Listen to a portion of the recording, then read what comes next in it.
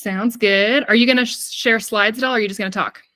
Yeah, I've got a couple slides. I'll kind of skim through, maybe just to do a quick tech check. I know it's top of the hour here. All good, all good.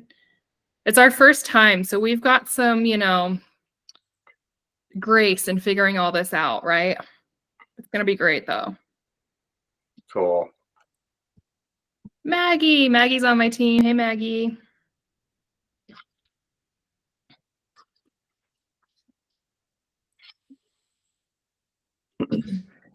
All right. All right, whenever you're ready, I'll lead you in.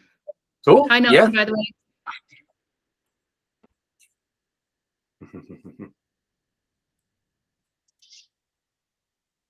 All right. Cool, Looks like you we good? got a handful of folks here, and look, anybody else that joins in, we can welcome them as they come along. But really appreciate everybody that arrived here at 2 p.m. Eastern, wherever you may be. I love it. I love it. Yeah. I shared this week in both of the employee meetings, both the US one and the Canada one.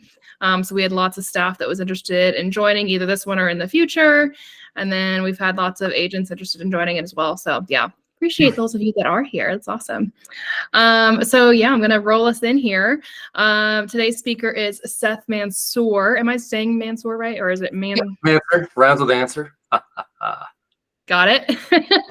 Something like that. Cool. So you are a commercial agent in what state? Massachusetts. Massachusetts. Okay, cool. And you started a company. Sorry, I'm reading my notes here. You started a company called Resilient Properties Group. Can you tell me more about that? Absolutely. And this will kind of come out as in part of the presentation here is it came out of, solar, not being happy with solar being kind of a one-dimensional conversation. And it always ended up into a conversation about tax credits and air quality and building structure and lots of other aspects of properties. And that's where Resilient Properties Group kind of rolls a number of different aspects together under commercial real estate brokerage and a number of value add strategies like solar. I love it. I love it. And this, did you start this before you got into real estate or after, or both? Yeah, I mean, I've been kind of doing this. I started the brand about a year ago. Cool. Yeah. Love it. All righty, cool. So Seth is gonna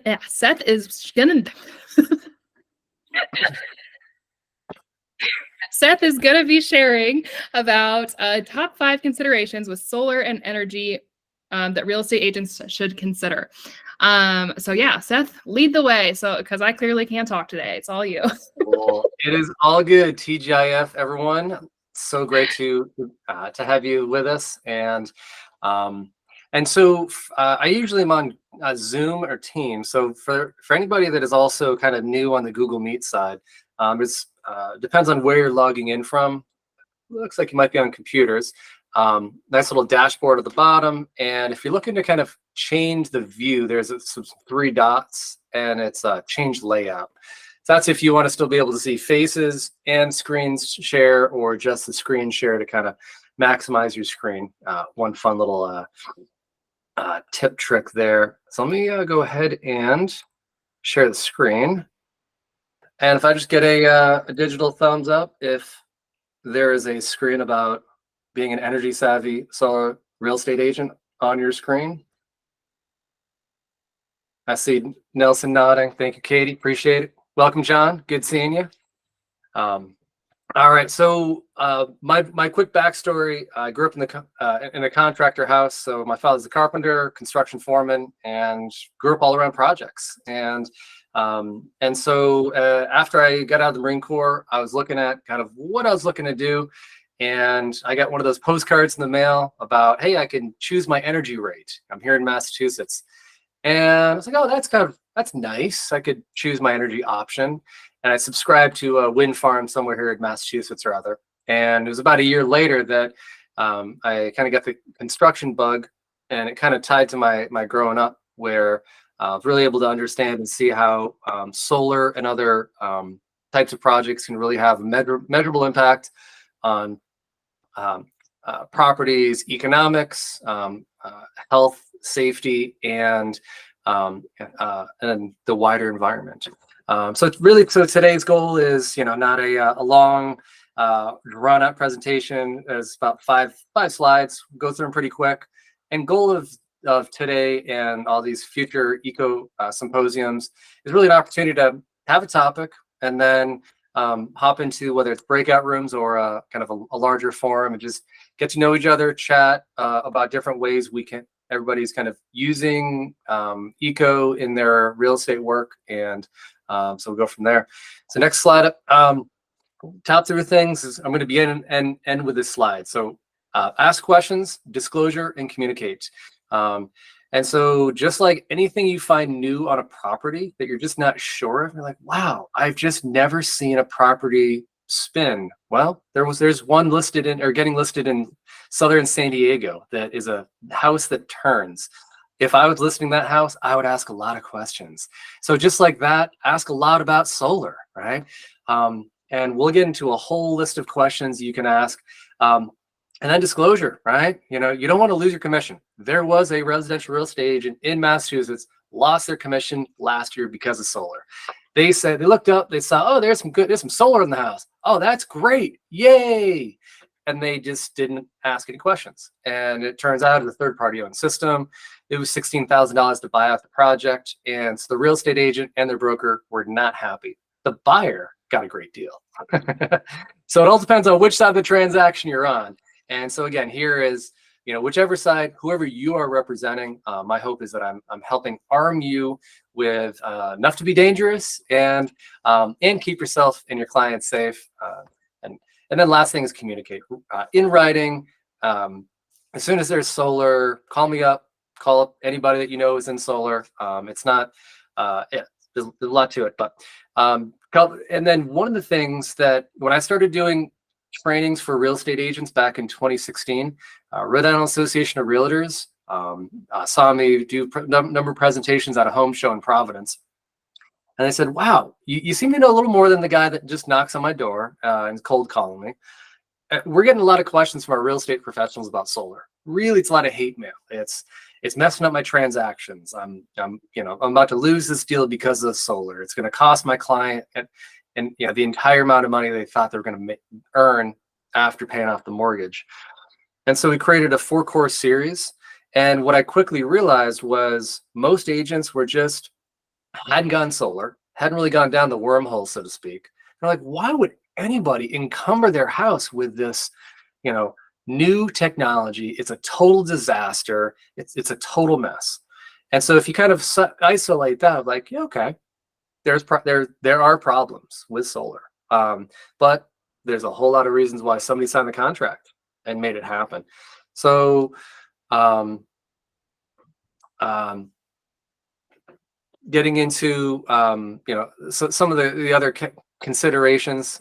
This is a little bit more in detail from my first slide.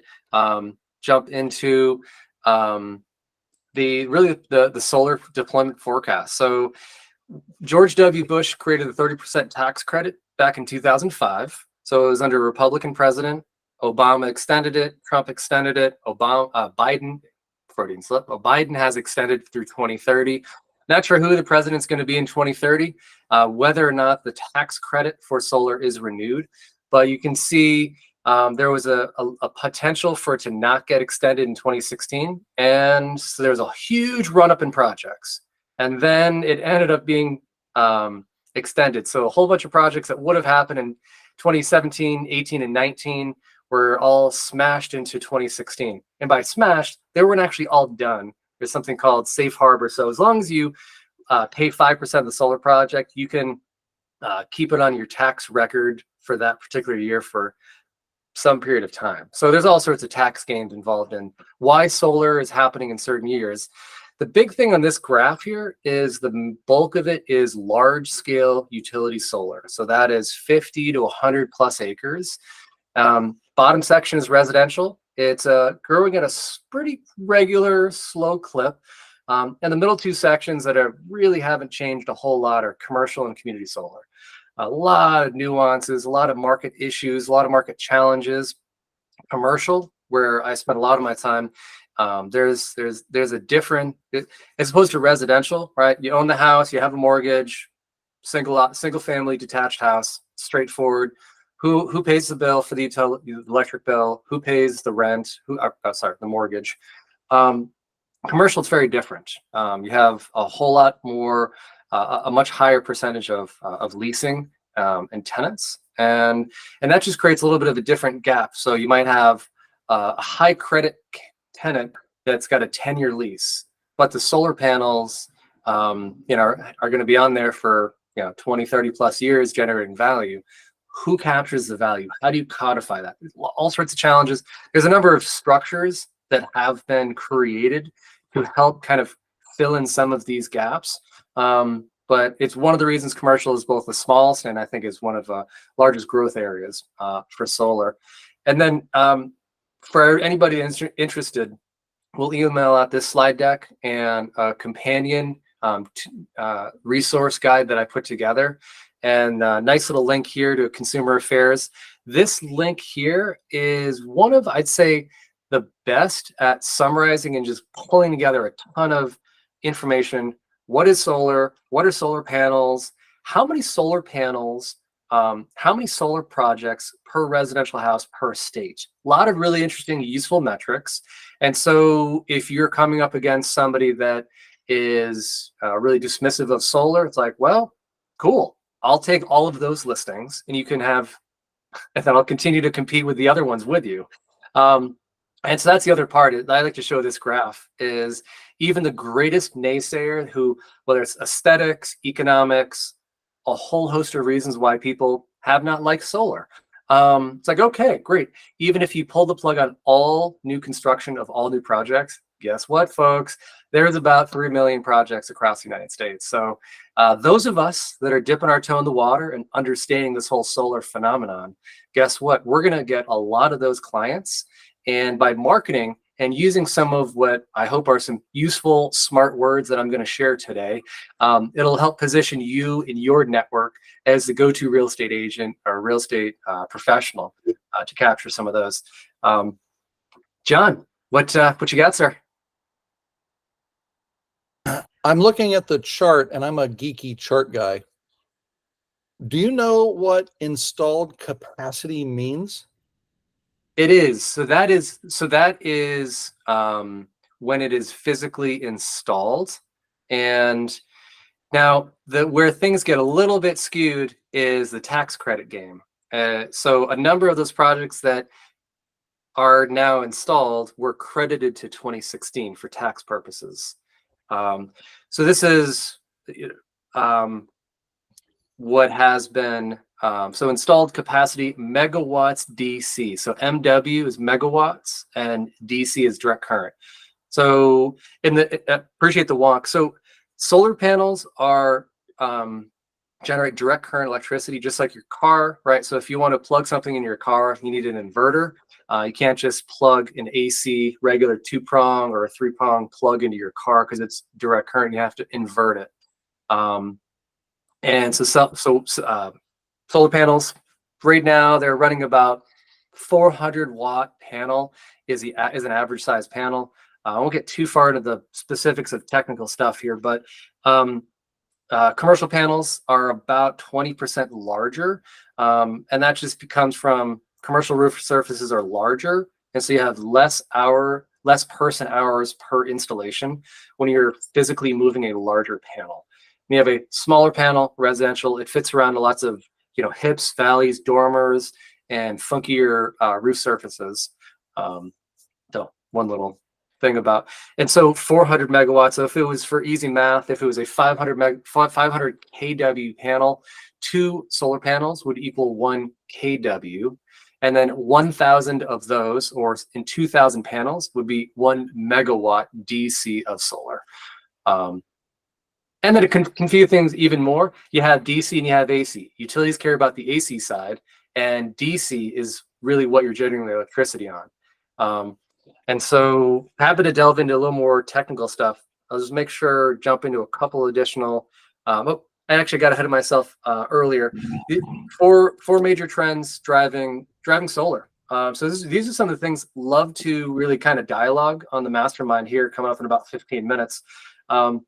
Major things, they're generally sold as cost savings. Even my greenest of green friends haven't gone solar or signed a green energy contract simply because they love the environment. It was, people in the early 90s, early 2000s that really drove, particularly the solar industry, were very much so, yep, no payback needed. I'm just going to write a check and it's going to be great. Or telecom. So, some of the towers that really need backup power. And then the cannabis industry. Let's call it what it is. Them running their operations out in semi-remote areas created a kind of an early demand for solar panels. And then really in 2005, George W. Bush really helped formalize. And that's really when the industry really started to ramp up. Problems with the grid. In recent years, the frequency and length of outages has increased, which is the exact opposite you would expect in a continually developing and highly developed country here in the United States, Canada. And we just have a broken grid, should have been whole hog replaced about 50 years ago, and it hasn't. And there's a great book called The Grid. I'll include that as a resource when we hop into the breakout. I'll pull up the name of that. Incredible history lesson on how we got to where we are, which is a combination of technological innovation going back to Edison and Tesla, and the many hundreds and thousands of various inventors and capitalists, all sorts of incentives, backroom deals with manila envelopes, why we have utilities as a monopoly, as a natural monopoly, a whole lot of things involved in that. And there's also a movement in the Institute for Local Self-Reliance out of Minnesota has a ton of resources to help any local community of that is looking to take that greater control of aspects of their community, in particular telecom and energy. On the mobility and electrification side, I'm a member of the Rewiring America community and one of the electric coaches in training, and there's just a ton of electrification. I just got heat pumps installed a couple months ago here in our house. Looking forward to a quiet home, not having the AC roaring over the summer. So that's going to be great. And then, hybrid remote. So those that I see cameras on, nobody's sitting in a cubicle, living cubicle life. And I say nobody, there's absolutely still a lot of people in office, but the likelihood that you're working with people that are more remote and therefore the energy load goes from a fully trained professional facility manager to Mr. or Mrs. Smith. Let's call it what it is. Now, each one of us, whether we like it or not, whether we're trained or not, we are now our facility manager of our house. And not just for, making sure it's good for the weekends and evenings, but now we got to make sure that internet is good to go and the electricity is working all day long, or it would, obviously impact my ability to participate here. Love to hear from anybody if there's any other trends that you're kind of seeing in your real estate work that's driving any reasons why you're hearing folks go solar. Oh, sorry, John. 4 hours. 4 hours. So I grew up in Houston, and I've had hurricanes come through, but I've never really seen a hurricane do a tremendous amount of damage in our market until 2008, when Hurricane Ike blew through, and it was massive. Our house did not have power for 2 weeks, and our internet was down for 3 weeks. And this is in August of Houston heat. We're talking about a crippling devastation to the city. At that point, I had a whole new respect for what is, if I don't have power, I can't really put anything in the refrigerator. I can't have any air conditioning. I can't have any cell phone service. I don't have any internet. Can't use my computer unless I go to somewhere that has it. So yeah, that's very valid. And Hmm. you know, we're seeing greater and greater amounts of disasters that can debilitate our systems. So resiliency and the ability to, you know, withstand a lot of risks, at the same time regroup and provide capacity to be able to live in your home quickly to recover from those kind of things is very important. Absolutely. Yeah. Sorry to go through that, Nelson, and John more recently. And this is, this is, this is where I love this work around resilience, where, what does resilience mean to you? Everybody on the call is going to have a different set of needs. And if I asked you in a year or 10 years, it's going to be different. I now have 2 young kids, 2 and 4. My shift of resilience, like my wife and I, oh yeah, throw the candles on, lovely romantic evening. Couple of young kids, need some tub time, got these routines and blah, blah, blah. All of a sudden, resilience for me has changed drastically in the last 4 years. And so, goal of, what to do with solar, again, ask the questions, document, disclosure. And so the top 5 things here is ownership. So when you're looking at solar, it's who owns the system. Did somebody write a regular contractor agreement, whether they paid cash or took out a loan, or is it a third-party owned system? It's either a lease or a PPA. It stands for Power Purchase Agreement. Either way, you're essentially paying some money, no money out of pocket to you, and you pay, if your average bill is $200, the typical deal is you're now spending $150, $160. So it's not nothing. And this gets into the DTI, debt to income ratio, debt service coverage ratio, for mortgage underwriting. And so understanding, do they own it or do they not? Is there a loan still on the system? Again, I'll get into my lengthy checklist that I'm happy to share with everybody. Quality of the system. Guess what? This is construction. And there's, I would say, by and large, there's terrific installations I've seen across the country where I've traveled. But just like anything, there's terrible plumbers, terrible electricians, terrible roofers, right? And so having good contractors do good work in solar is important. When you're looking at a project, some of the telltale signs, is it square, right? So you look at the roof, you're like, why is it kind of crooked on the roof? If there's just one thing that's crooked like that, or the conduit coming down the side of the roof of the building is like crooked or twisted or something, you're like, if something is slightly jacked up, there's probably more things that are jacked up.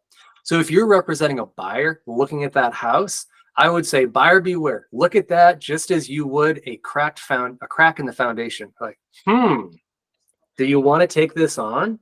There could be a whole bunch of holes in the roof that they didn't fill. We just don't know. Economics of the system can vary wildly. When did they sign up and when did it get installed? I have some projects that I've worked with back in the early 2010s, Rhode Island, Massachusetts, unbelievably insane incentives, 2-3-year paybacks, crazy. And with a residual tail of 10 to 20 years of incentives. And so that house is now turning into a commercial kind of a cash flow versus a typical residential comparable. And so like comps, you're like, okay, what's kind of the same square footage, same ranch house sold in the last 6 months in the area? This house has a cash flow revenue stream associated with it. This one, the others don't. How do we value that? And there's a whole green addendum with the Appraisal Institute that helps, and a PV value, whole bunch of things that go into one on this one. Then how to transfer to the new homeowner. This is super important.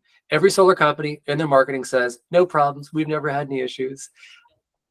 I can tell you dozens of people, I've heard horror stories, whether they lost the deposit on their house or just all sorts of reasons, the solar did not get transferred. And it's almost always a third-party owned system. When it's a bank, they simply, we're buying this house free and clear of title. So you just got to go ahead and pay off that loan. Or there are assumable loans, lots of ways, the art of the deal, right? How we're going to make this thing happen. But it's when you're dealing with, I will not name any companies, but I'm sure a few will come to mind that rent, lease solar panels, and getting in touch with a human being is really hard. And somebody will actually transact can be very hard as well. Can take weeks to even months. So if you're looking for a quick close, buyer beware, double check if it's got solar. Again, ask questions. And then I got a checklist of items to gather from the seller, particularly if you're representing the seller. This is one of those things where on the commercial side, some of the best transactions are done where the seller does a phase 1 ESA or environmental review, and they get an updated survey of the property. And it costs anywhere from $10,000 to $25,000 to go through all of these pre-qualification validation things that, oh, by the way, any legitimate good buyer is going to want to do anyways. So instead of having a 60, 90 plus day underwriting and due diligence period, the seller can now bring that to the table and say, I've already done all these things. They're with third-party companies, with the right NDA, et cetera, that will be shared. Similar can be done with a seller. So if the seller does their homework and, for lack of better words, gets their poop in a group when it comes to solar, the buyer will look at it and say, oh my gosh, you have a clean, clear package of documents, contacts, a clear spreadsheet that helps me understand what the value of the house is with solar, without solar, all these attributes. Wow, this is a value add versus, oh, it's got solar. I'm gonna be, drive a hard bargain here because, I could just get solar installed now, and they're way newer panels, and there's interesting negotiation options both sides of the table. With Resilient Properties Group, outside of my work with EXP, I do a real estate energy review service, residential, commercial, as well as solar farms. Solar farms are kind of a fun in between where a lot of them are actually farmers or residential properties that have a solar farm on the property. It's just like considering a Verizon cell phone tower or billboard. There is revenue and risk associated with the square footage used by that company. I've seen a lot of great deals. I've seen a lot of terrible deals. So it's unfortunate that a lot of homeowners, property owners have been taken advantage of and not well represented. But that is my hope in helping kind of elevate solar and energy in the real estate community, so that we don't continue to give ourselves black eyes. And people think about energy, those jerks just don't stop calling me. It's like, well, they might be calling you for a reason. But that aside, and then on a more positive, what's the potential for a property? Tons and tons of things. I know, Katie, Nelson, and John, you and I, we all had a number of conversations.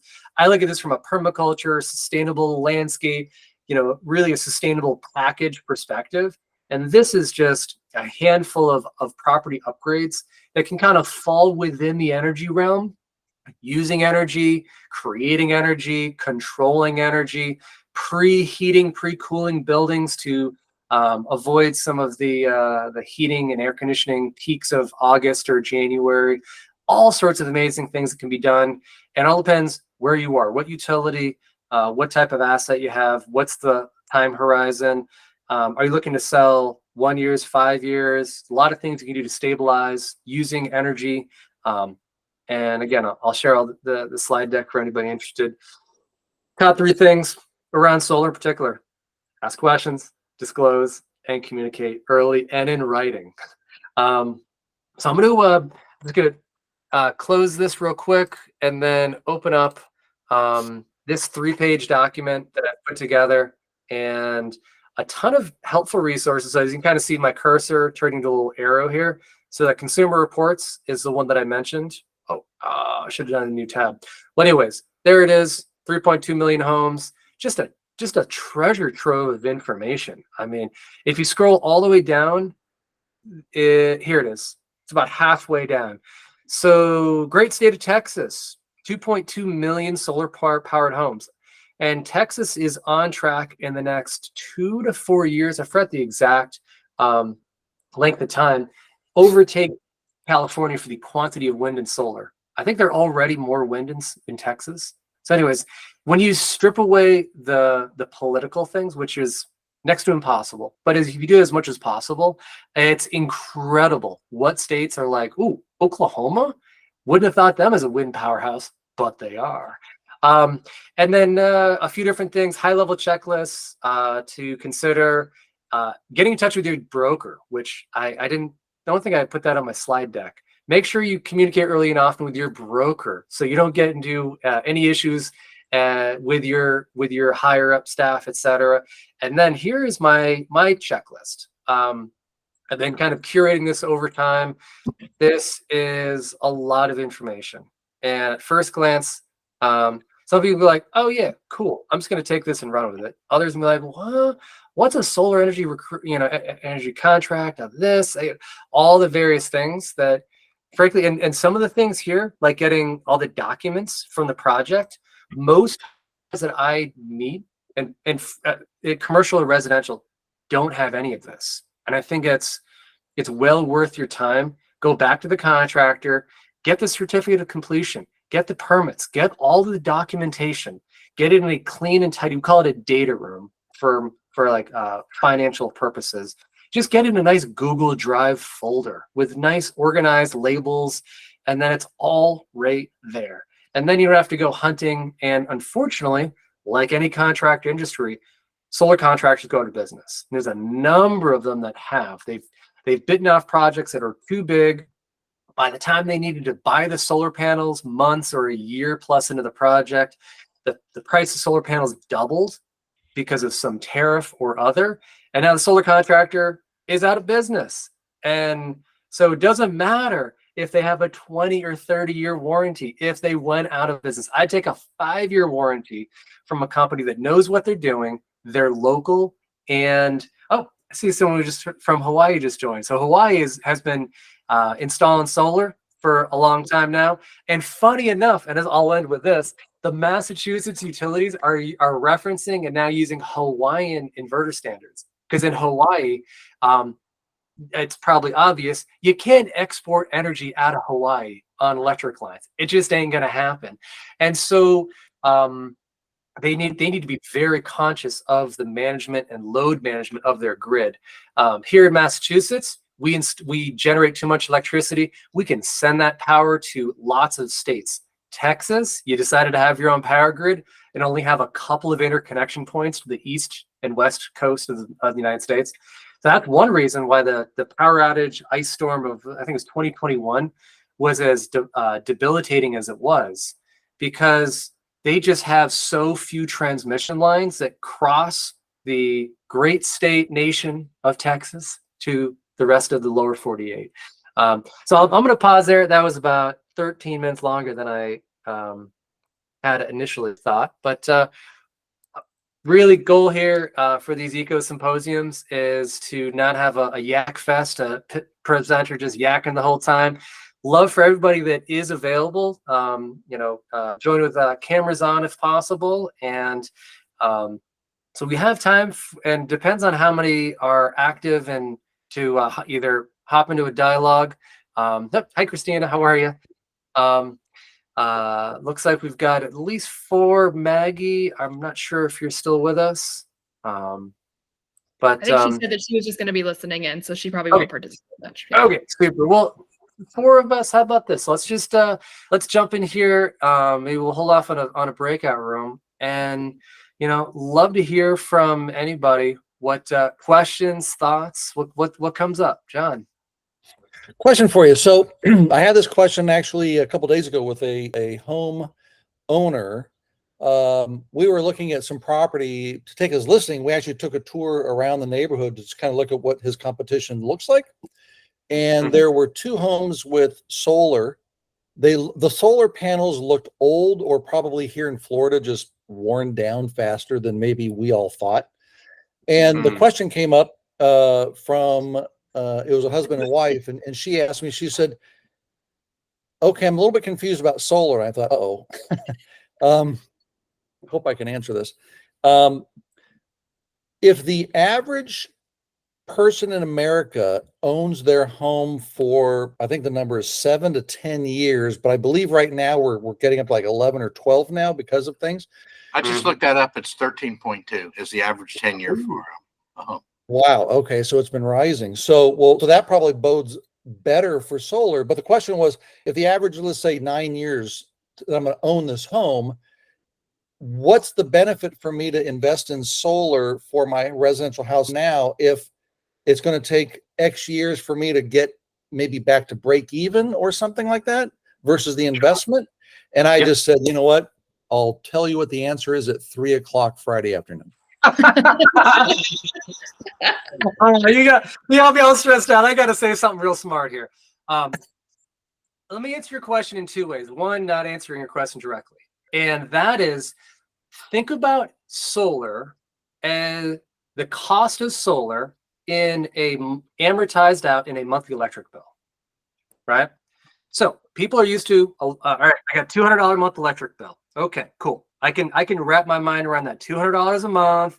It's $2,400 a year, and the utilities go up. Oh, we hate the utilities. Why do they go up? Okay, solar, $20,000. I probably should have had some quick math available, so I'll do that for next time I'm doing a presentation like this. You take the cost of the system minus tax credits, depreciation if you buy it through an entity or an LLC. Again, all sorts of lovely shell game tax gains that's legal with the IRS. And then incentives. State of Florida, I don't think you have any incentives across the state. Some municipalities do have specific things. So let's say after tax credits, you're down to let's say $24,000. So so after all the tax credits, everything, $24,000. Amortize it out. I really should have prepared this in advance. You get whether you roll it into your 30-year mortgage, which you can with a Fannie Mae home style energy mortgage. You can include up to 15% above and beyond the appraised cost of value of the house for qualified energy measures. So instead of a typical solar loan that's 5, 8, 10 years, don't go with dividend. Anybody that's a solar financier, you should just sniff. They have tons of hidden fees. And by hidden fees, I mean they're going to add 25 to 40% to the cost of the project to the contractor. The contractor doesn't get the money. The financier, I won't say any names. Just Google residential solar finance. And if they're not a local bank, they've created a crazy convoluted product. Getting back to your question. So John, you're shopping for a house. John, if I could help you out, if I could line up a solar contract that would be cash flow neutral or maybe even a little cash flow positive compared to your current electric bill, is that something that would first just give you at least some interest in? You're not going to be paying more than utility, right? But is that at least interesting? Okay, I see you're nodding. Okay, cool. Now, how about predictability? We can love or hate banks, but when you sign a contract with a bank, right, you got a specific loan term amortization schedule and interest rate locked in, unless you go with an ARM, et cetera. So over this 10-year loan, your cost to buy solar is going to be this. It's going to be $200 a month. And so in year one, you might be net neutral. The utility generally goes up between 3 to 5, sometimes 8% a year, depending on the market. So you are starting, as soon as you get into the deal, you're creating a hedge, a wedge between what you would have been paying. And so if let's say you've been in the house 5 years, on average, you might only have another 7, 8 to go, and you're in a low cost electric market, super low incentives. It might be a 15-year payback for solar. Might be 15 years. Okay, so you're going to sell 10 years before you technically paid the thing off. So then you're like, okay, well, I've been saving money and building some equity in the energy asset while I own it. And then when you go to sell the house, if you package up the value of the solar well, the next buyer is going to say, wow, I'm going to buy your house for an extra $10,000. This house is $400,000. Your house is $410,000. So basic math, I'm going to pay more to buy your house. Not so. What do you factor in the operating costs, the OPEX of the house? So now that extra $10,000, amortize that over a 30-year mortgage, and you factor in the fact that you're not paying, it might be $200 a month now, and it might be $250 in 5 or 10 years. Well, who knows what the inflation is? So now you're avoiding paying the full $250 a month. And so now the other part of your question is, the early adopters have gone solar, generally speaking. We're now entering the mainstream population. It's like, I mean, I'm not like the environment. I don't hate the environment, but like, I don't know. Do I really want those things? That seems like so the question for your client is, if the house already has solar, go through all these tools, questions that I've shared to understand what the system on the house is. Does it make sense? And if there isn't solar already installed, which a lot of systems in Florida are frankly solar hot water for pools. So that's one thing to also keep in mind. Just because there's panels on the roof, it might be solar hot water. And some of the solar hot water are actually pretty slick and kind of looking like solar PV for electricity. No, my 4-year-old just woke up from her nap. Was that helpful, John? Yeah, very helpful. That's very, very useful. Yes. All right. Thank you. Awesome.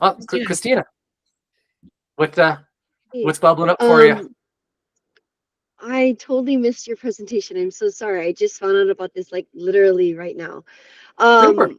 But I was just gonna say about solar, because everything you just said may be completely over most people's heads, not only for realtors that are in sustainability, but for your clients. Yeah. So, Yeah. to me, the easiest route to go if you are new in this space or you don't know much about solar is to go and find a really good solar rep company in your town. Someone that's reputable, that's been around for a long time, that they are always eager to assist and help any realtors because you're going to bring them business. They are also going to give you, and they should be giving you, a referral fee. Like usually, if you do end up giving them, business. In addition, I've also asked for a lot of things from them with regards to, hey, we have this property, can you run the numbers? And they will get out, spit it all out for you in nice, pretty paper and tell you exactly, your return and everything that you want to know. And it'll be a nice report that they will give to you. Yeah. And for your clients, whether you're doing it on a listing that you have, because I now do this on properties that should have solar but don't. And then I have one of my solar guys just, print up like maybe 10 books, of what it would look like if you leased it or you owned it. And then like it's a whole packet that someone could take with them from open house, just like you do like financial, like runs with a lender. So, I mean, there's a lot that you can do, and you don't need to be the expert in this, and you may not want to be liable for this either. So, it's much better to hand it off to somebody else, and not have to do all this extra work. And it looks way more professional, and you'll probably get a nice referral from it afterwards. So that's my 2 cents on that. Oh, I love it, Christina. Thank you. Thank you. That was 100% agree. Yeah. But yeah, I wasn't, what was the topic on? I'm so sorry I missed it. And is this a group that just started? I don't know anything, but I really want to know everything, and I want to be involved. And like I'm like a gung ho. I think I know Katie. Were you with right from Neil's group? No, are you? Yeah, no. How do I know No, you? I mean, I'm just on social media, so you probably might see me on there. But yeah, so we started it through the Climate Action Network with EXP. And that's just like a group within EXP that's all about sustainability and all that kind of stuff. And so like we're just kind of launching this every Friday to have a different speaker every week talking about some sort of niche within sustainability, because what we were learning is we've all got our own like unique passions within it, and we all need to like teach each other about it. And we can all learn from each other and brainstorm on how we're using it in our businesses and how to be better. So yeah, we just kind of, this is our first one, honestly. So that's probably why you've never heard of it before. But well, I just joined EXP last year, and I was talking to Gene Frederick, and he said something about there being a sustainable group coming up. And but is this really new? Is this what it is? Or is there something else coming through EXP? All of the above. So this little mastermind on Fridays is just kind of like a separate thing that we started through Climate Action Network. And we're going to obviously learn from each other, brainstorm each other, but this is also open to agents that are not with EXP. So if you've got an agent that you would like to bring to EXP that's interested in sustainability, this would be a great thing to invite them to be like, hey, look at this community we've built. And then I really hope that we can build community throughout this so that we can all like be like, hey, I've got a referral in Hawaii. I know Christina, she works in Hawaii. I have a referral in Florida. I know John. And then we can all start building this community within each other. So that's what this mastermind is. And then we've got Climate Action Network, which is just a group of agents within EXP that are all interested in this. We've got our workplace group that you can join. Maybe that's how you heard about this. I'm not sure. And then EXP separately is starting a sustainability division. So like think luxury division or farm and ranch division. EXP is starting a sustainability division. I think the name's going to be Sustainable Spaces. John and I are both on the agent advisory council for it. So it's super exciting. We don't have a timeline for it yet, but that'll be starting here in the next eventually. I want to sign up for everything. I've been on a ton of boards. I've been a president of my Eco Rotary. I have a podcast on sustainability, and I basically have done almost 70 podcasts with sustainable leaders of Hawaii. And Hawaii is like just taking off big time on sustainability as a state. So anyhow, I'm like heavily into this world, and I would love to learn more about how to get into I guess on the leadership side, or like helping with planning and like boards and stuff like that within EXP. I did and wanted to start building a network across the country on with the NAR green designations, but I didn't know really how to go about doing that besides like going down the line of texting every single person. So this is a much and I want to reach agents outside, because my goal is to build out a team statewide and have agents that are green on every island and build out green community. Anyways, there's so much more that I want to like connect with you guys on. So hey Christina, please. what very nice to meet you, by the way. What's the name of your podcast? Smart Living Hawaii. Oh, okay. So you guys, and if anything on there, like this is what I always tell everybody too. All of them are people that I know. I've interviewed all of them. Some of them are like CEOs or government official people in our state. But if anybody on there is of interest for speaker, because it's on Zoom, I'm probably able to bring people in, depending on their schedules and stuff. I can speak on things, but not like my goal. I know a lot, but I'm not the expert like all of them are. So yeah, I mean, I know a lot of different things, but not to that capacity. I recommend that you join our Climate Action Network. We meet weekly. You'd be a great contributor. You seem to have a real forward looking understanding of sustainability and how that meets the future of real estate. And I think that you could be a great contributor. So yeah, we'd love to have you. I'll send you information. I'll message you on Workplace after this and send you all the things and get you added to all the things. We'd love to have you. I also put in for Earth Month, EXP is doing a challenge with other companies where we're doing an EXP Eco Challenge. So in that Eco Challenge, you can join and you can do certain challenges that add to your points. Your points go into EXP's points, and EXP's points can compete against the other companies.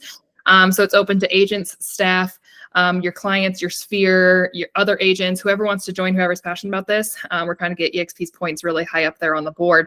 And the challenges are something as simple as like changing light bulbs in your house to LED, or installing eco-thermostat, or getting a solar consult, or eating plant-based meals, or there's just tons of different things on there that you can do. So if you guys want to join that, I put that in the chat as well, and share it with your people. And I think it's just a great touch as well for your clients. So that's exciting. I want to add something just so that Christina was aware. I have active leadership in Texas United States Green Building Council, and I'm making an introduction to some of the top people that are making sustainability decisions to have a platform from U.S. Green Building Council so that agents can take training and get certified as a LEED Green certified agent or something at a discount than what they normally charge.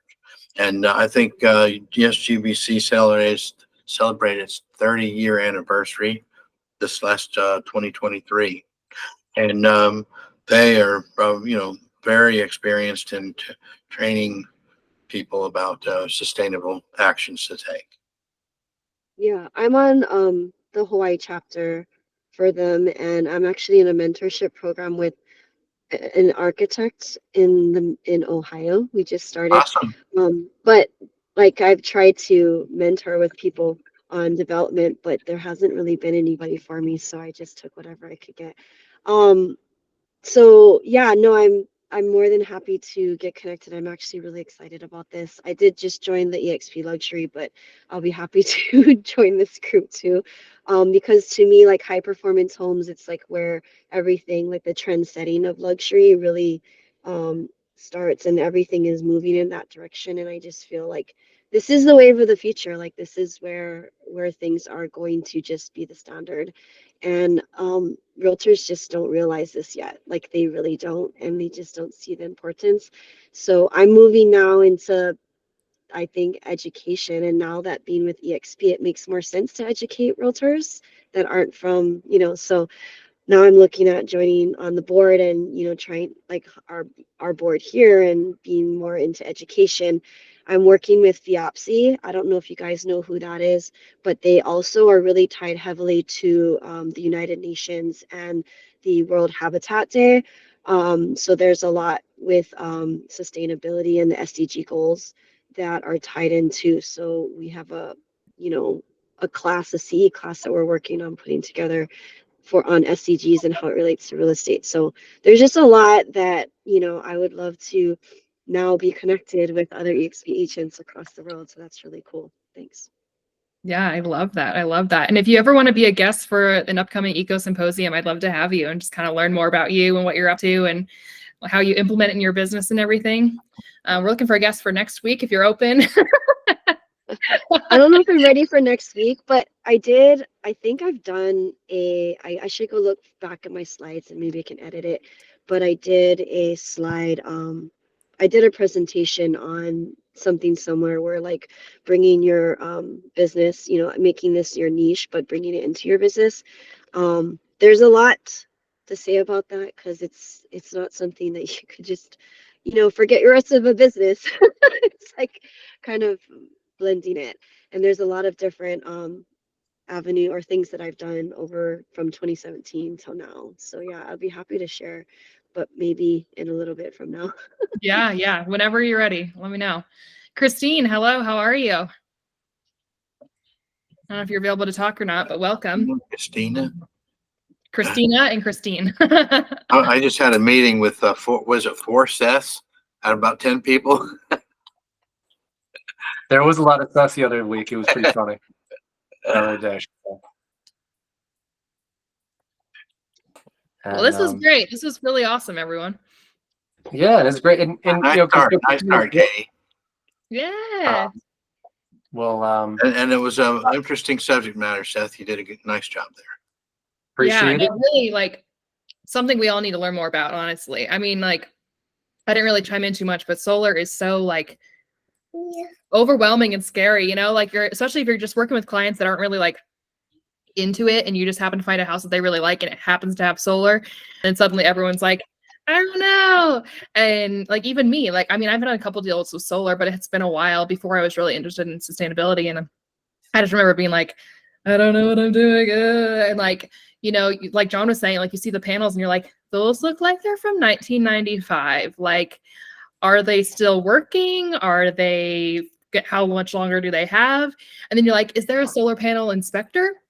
I don't think so. Like, how do you know? Like that, like it just, so many questions. And there are, I don't know. It depends on where you're from, because I mean, it's about a third of the homes here now have solar, where I live. So that's a lot. It's now turning into a grid, like a smart, like solar grid, like it's becoming we just got rid of our coal plant. So that was 12% of our power, and they had to move to other means. And our electric company is now incentivizing. It's funny, they were so against batteries, right? Because they wanted us to be buying their power, and they didn't want us to like be using our own power. And so then after this, they started incentivizing using batteries. Actually, I have a podcast on this specifically with Revolution. And what they're starting to do is making every house basically like a power plant. So if you were to get one of their batteries, you would literally be using their battery very minimally, because it's kind of like theirs for a big part of it. And they would use it at nighttime, and they would be tapping into your batteries that you had, because you bought it from like with their credits.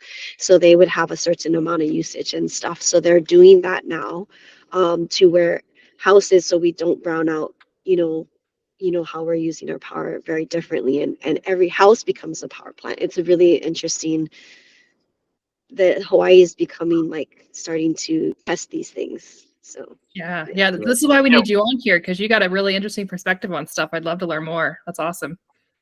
yeah, 2045, we're supposed to have clean energy. So, and we were the first state to say that we're doing that, which is absolutely insane. But because of it, a lot of legislation is being passed to support it. So that's why we're getting the traction in the movement, is That's the great. legislation. When the government's involved and money's coming in, more of this is happening. So, yeah. So cool. You mentioned Texas in the beginning about the grid, and politically, we've got a very challenging legislation that doesn't want to talk about ESG, doesn't want to talk about solar energy.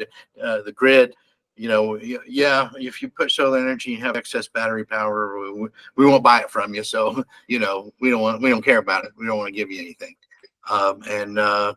What Hawaii is doing is really the future of creating virtual power plants in every backyard.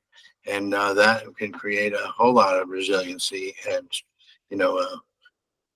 security, energy security. So I'm very interested to hear what's happening in Hawaii. How that, if we Yeah. politically pull it off, it would be a very big thing for Texas.